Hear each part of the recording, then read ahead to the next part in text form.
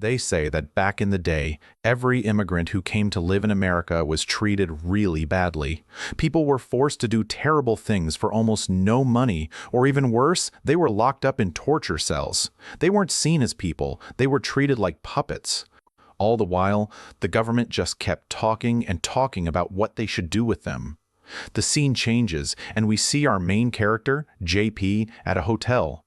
He's working as a delivery runner, and while he's picking up some orders, his sister Lily shows up.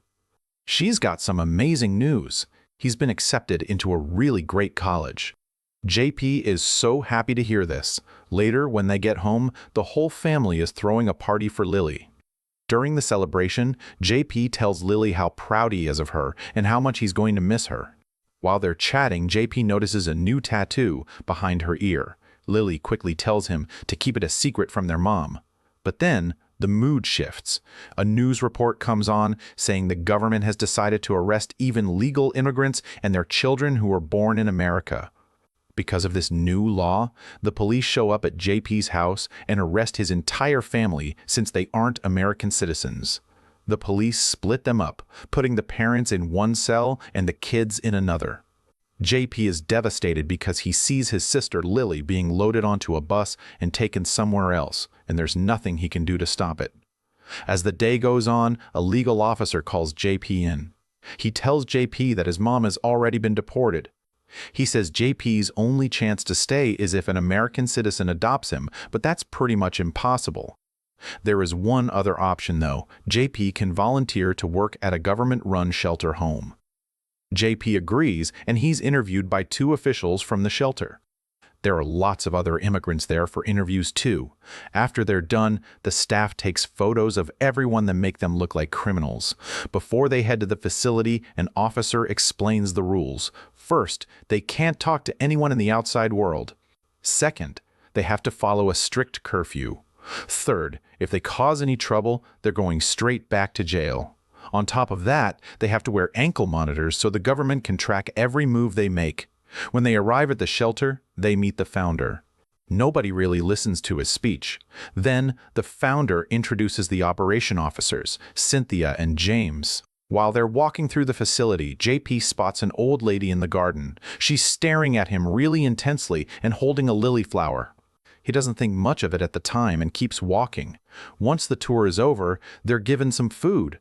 JP is with his group, and being a friendly guy, he tries to lighten the mood by making jokes, even poking fun at the food, which tastes pretty bad. He notices a girl in the group who looks totally American and asks why she's there. She tells him she's actually from Argentina. Another girl named Camila is tired of the small talk and warns him that the more he tries to act like things are easy, the worse it's going to get because they're actually in a terrible situation. She walks off in a huff. Just then, James comes in, hands out their uniforms, and tells them what their jobs will be. Now, it's time to work. JP is serving the elderly residents and runs into the same lady from the garden. He tries to talk to her and starts reading a book to her, but she doesn't say a word at first. Suddenly, she starts crying and tells him that they're all going to die there and that they're trapped. Before she can say anything else, Cynthia rushes in, gives her a shot to calm her down, and takes her away. That evening at dinner, everyone is talking about what's going on. One boy says he thinks the officials are watching them through those dark windows, and everyone agrees the old lady's behavior was weird. The boy is terrified and wants to leave right then. Even though the others tell him not to, he runs for the door and sets off the alarm. A security officer shoots him with a taser and drags him away. The scene cuts to later that night. JP gets up to go to the bathroom and sees an owl outside. He ignores it, but as he's leaving the bathroom, the same old lady attacks him. She keeps saying over and over that Virgil will get him out of there. Luckily, Cynthia shows up just in time and knocks the lady out. James, the leader, shows up too and yells at JP for being weak. The next day, they're taken to a ward for very sick patients. The founder apologizes to JP, saying he accidentally left the ward door open, which is how the lady got out. The rest of the group leaves, but JP asks to stay and work there. James isn't happy about it, but the founder tells him to be nice to JP. While JP is helping a patient, an old man in the next bed suddenly bites him so hard that JP passes out. When he wakes up, he has a dream that he's in the ward where his sister used to work, but it's just an illusion. In reality, one of his group members is bandaging his wound. After dinner, the group talks about the girl who tried to run away. Cynthia claims she was sent back to jail, but a boy named Big Mac finds her inhaler on the floor. He knows she never goes anywhere without it, so he realizes Cynthia is lying. The girl is still hidden somewhere in the building. Back on duty, Big Mac is in a room with an old man and an old lady so they can talk. He turns on the TV, and behind his back, the old man's hand starts twisting in a really creepy way. By the time Big Mac looks over, the hand is back to normal. He goes to check if the man is still breathing, but suddenly the man jumps up. His bones start snapping, and his whole body twists around until he's walking upside down like a monster. Big Mac runs out terrified, and soon after, they hear the news that the man has died. The death causes a lot of stress in the facility, so the founder holds a meeting. He says they'll investigate the death, but tells everyone to just get back to work. Big Mac tells his friends about the monster he saw. After the meeting, the founder takes James and JP outside to meet his pet owl, Virgil. The owl is there to keep watch at night. But that's not the real reason they're there. The founder tells them he knows they don't like each other and makes them hug to make peace.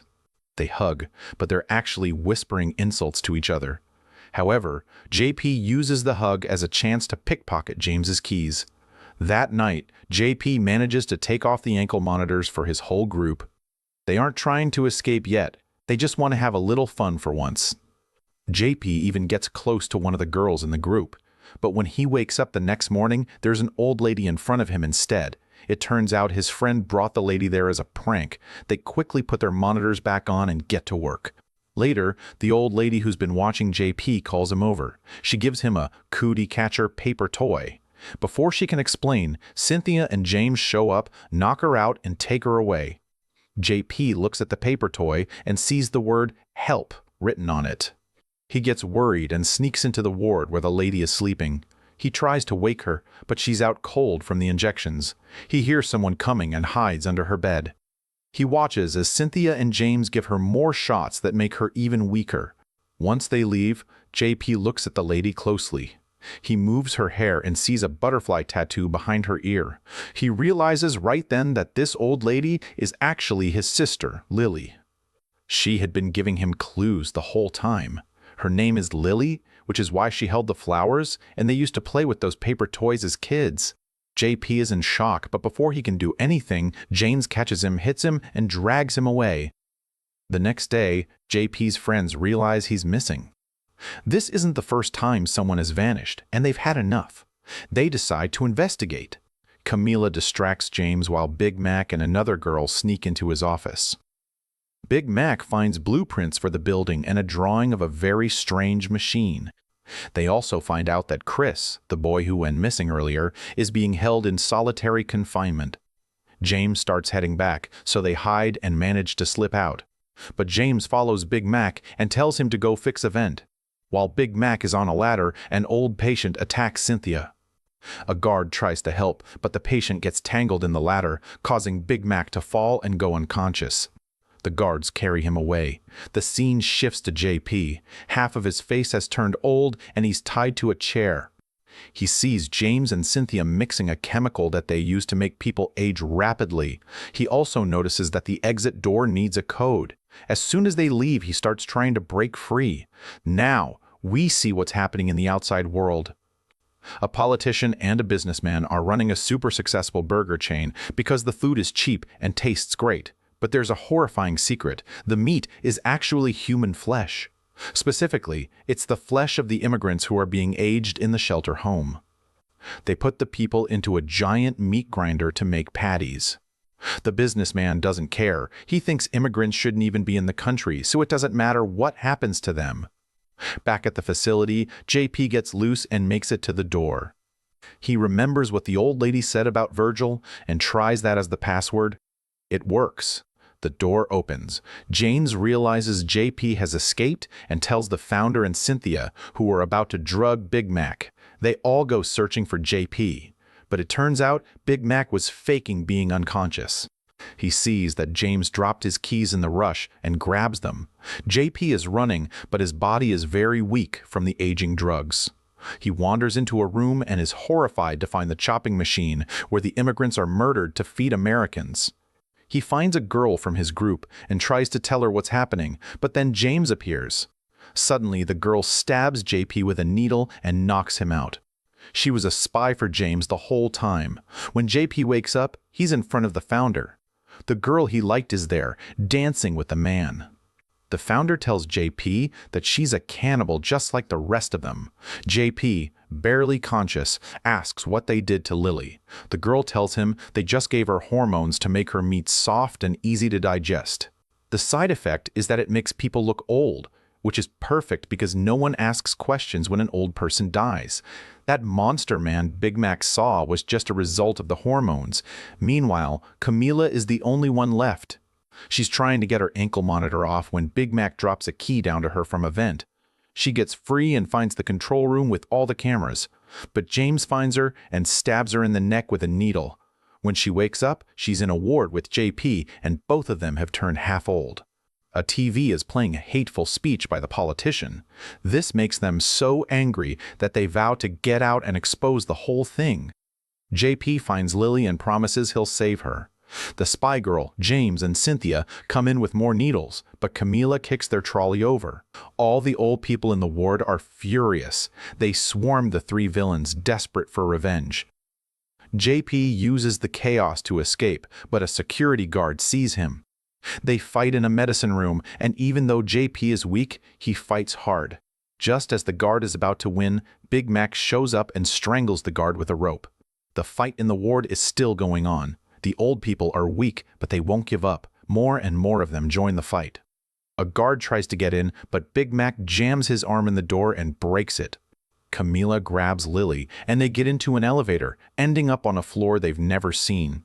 JP goes ahead to find a way out. Upstairs, Big Mac has become the leader of the elderly residents and leaves them all out of the building. They try to wave down a car for help, but the driver is too scared and speeds off. JP finds another friend in a cell, but the founder attacks him from behind. They struggle, and JP hits the founder with a bottle. Because JP is weak, the founder gets the upper hand and tries to put him in the meat grinder. Just in time, Camila attacks the founder's legs and saves JP. Meanwhile, the boy who was twisting in his cell is freed by accident when Lily hits a button. Before he dies, he attacks the founder and shoves him into the crushing machine. The three of them watch as the machine turns the founder into a burger patty. The boy dies from his injuries, and JP, Lily, and Camila finally make it outside. They sit in the distance watching the facility. Big Mac is on the road with the other survivors and finds them. At first, he thinks they're dead because their eyes are closed, but they were just playing a prank on him. They're all alive. Their escape changes everything. The truth about the politician and the burger chain comes out. The business is shut down, and the politician and all the corrupt officials are arrested. A new government takes over and passes fair laws for immigrants. All the people who were wrongly imprisoned are finally set free, and that is how the story ends.